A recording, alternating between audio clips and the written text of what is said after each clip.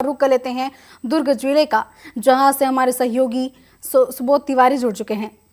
सुबोध जी, जैसा कि हमारे सहयोगी प्रियांशु कश्यप ने बताया कि कांग्रेस की छवि लगातार धूमिल होती जा रही है, जिसको सुधारने के लिए कांग्रेस कार्य कर रही है। तो दुर्ग जिले में इसका कितना असर देखने को मिल रहा है कि कांग्रेस अपनी छवि को सुधारने के लिए कार्य कर रही हो? कमलेश्वरी जी, बड़ी बात है। जिस वक्फ बिल को लेकर इतना बवाल मचा हुआ है, उस वक्फ बिल को बनाने वाले और उस वक्फ बिल का विरोध करने वाले दोनों के बीच में जबरदस्त गतिरोध है। एक तरफ वक्फ बिल में जिन जमीनों को शामिल कर लिया जाता है, उसके खिलाफ जिसकी जमीन है वह कहीं भी परिवाद दायर नहीं कर सकता, कोर्ट केस नहीं कर सकता। उसकी पूरी सुनवाई जो है वक्फ बिल के हिसाब से वक्फ बोर्ड पर ही होगी, और उस वक्फ बोर्ड में भी जो सदस्य रहेंगे वह उन्हीं के द्वारा चुने गए लोग रहेंगे, यानी कि जो उस खास विशेष समुदाय से रिलेटेड हैं। मजे की बात है कि उस वक्फ बिल के तहत जिसकी जमीन उसके अंतर्गत आ जाए वो कहीं किसी कोर्ट में नहीं जा सकता। लेकिन इस बार यह देखने को मिल रहा है कि भारतीय जनता पार्टी ने जैसे ही वक्फ बिल संशोधन प्रस्ताव लाया, तो पूरा का पूरा वक्फ जो बिल का जो पूरा पदाधिकारी है वो कोर्ट की शरण में चली गए।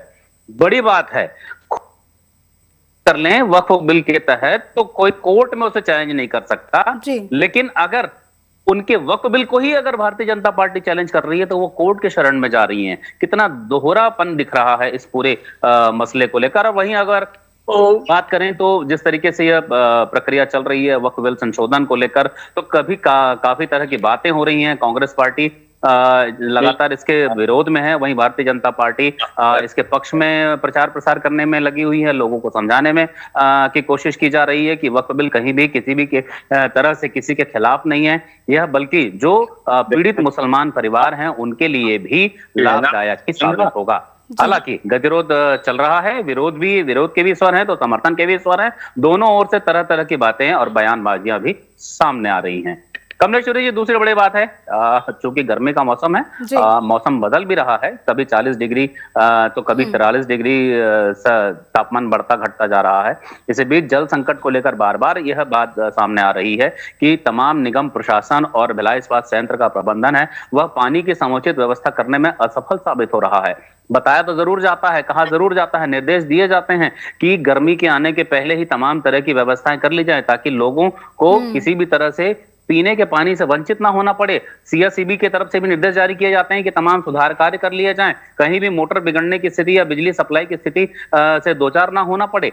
लेकिन देखा यह जा रहा है कि टाउनशिप भिलाई में लगातार बिजली की कटने से या बिजली के सप्लाई में गड़बड़ी आने से और मोटरों के बिगड़ने से, मोटर के जलने से पानी का सप्लाई प्रभावित हो रहा है। टैंकरों से पानी भेजा जा रहा है, लेकिन वहां भी विवाद की स्थिति देखने को मिल रही है। और तो और निगम प्रशासन के क्षेत्र में स्थिति यह है कि पानी का फ्लो जो पाइपलाइन से होना चाहिए वो है नहीं, तो पाइप को पंचर करके गड्ढा करके बाल्टी में भर के गड्ढों से पानी भरने को मजबूर है वार्डवासी।